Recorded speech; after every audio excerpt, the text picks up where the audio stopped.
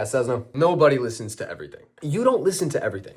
I don't listen to everything. Nobody does. This is a dumb phrase. And in my opinion, we should all stop saying it. And this is not a video where I'm gonna say, you don't know about this subgenre that only the cool people know about, so how could you possibly listen to everything? That is not what I'm talking about. I wanna unpack how I listen to everything is a meaningless phrase. It doesn't communicate anything.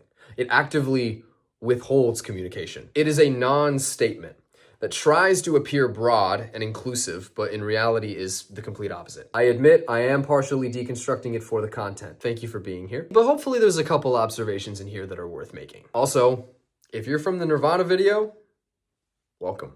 The phrase, I listen to everything, and its close relative, I listen to everything except country and metal. I would bet that most of you have heard somebody say this before. When somebody says that phrase, I think there's two approaches. You can be sincere, or you can be insincere. You either sincerely believe that your preferences in music extend to everything, or you do recognize your preferences, but you deflect from revealing them. In neither case is the statement actually true. I will get to them both. In what context, what kind of moment in a conversation between human beings would produce that statement? More than likely, somebody asking somebody else, what kind of music do you listen to? When you ask somebody that, with sincere interest, what do you hope to receive from the other person? What's the motivation behind asking somebody that? I believe it's to get to know that person better. These days, we attach a great deal to our taste in music. And there's a lot that you can learn about a person from the music that they most value. The music a person loves is often connected to the communities they're a part of,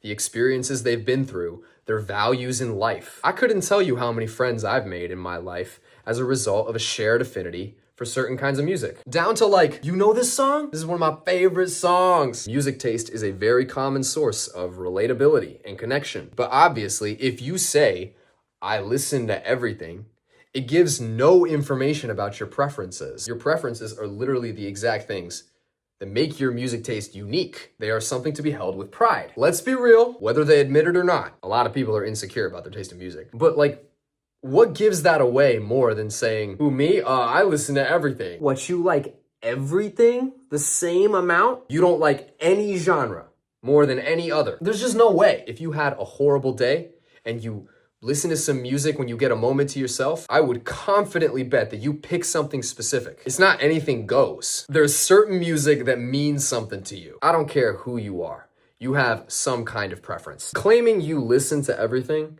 is partially a defense mechanism against aligning yourself towards the wrong thing. Well, if I say I listen to everything, that includes the genres that these people think are cool. And I'll have the right answer by avoiding the wrong answer. As if there is a wrong answer to the question, what do you like to listen to? It must be a fear of judgment. Now, have I judged people before based on their music taste? I can't lie, yeah. But like, come on, like, haven't we all? Am I crazy for that? But there's always something to be said for proudly asserting what you like. Because ultimately, who gives a fuck what anybody thinks about your taste in music? There are more pressing issues on this earth. If a song makes you feel something, that is not negated by what other people might think of the song. I think I've sort of covered the insincere side. Again, this is just a thought experiment, bro. Like, you gotta just bear with me, to be honest. Say you claim you listen to everything and you genuinely believe it. I don't think this is ever true for anyone. And I don't think that I'm just being overly literal. There is a huge difference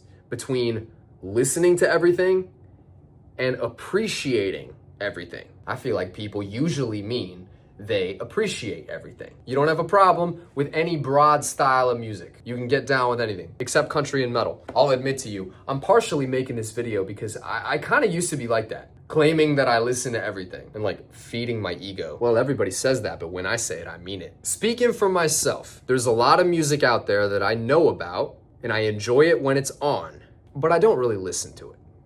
It wouldn't feel right to say that I listen to it. For me, listening implies regular consumption. There's levels to how much a particular artist or genre is a part of your daily life, especially in the long term. If I was to ask you, what music do you listen to? I want to know, what's the music in your DNA?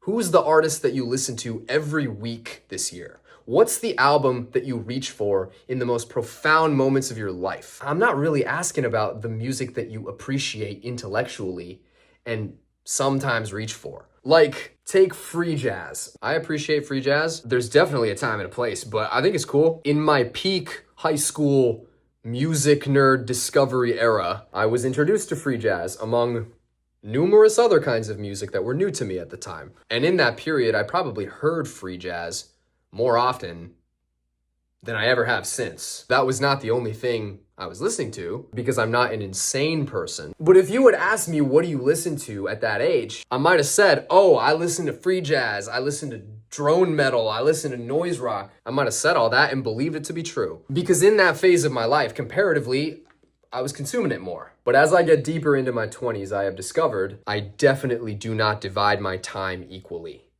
among all the music that I was discovering when I was 15. Some stuff from then I listen to a lot more than other stuff. Doesn't mean that I dislike that other stuff now, just means that I don't consume it as regularly. And recently, I keep having this experience where I realize this artist or this album that I always thought was like a core part of my taste and my identity as a music listener and as an artist, it's actually been 5, 6, 7 years since I've listened. So as a high schooler, if I was like, oh, I listen to free jazz, I listen to drone, it may have been kind of true then, but it would be twisting the truth if I said it now. I know what it is, and I've heard enough of it to know that I appreciate it, but I'm not gonna sit here and act like it's a core part of my identity. And it certainly shouldn't be one of the things that comes up if you were to ask me, what do you listen to? If you were to ask me that, I would answer rock, classical, hip hop.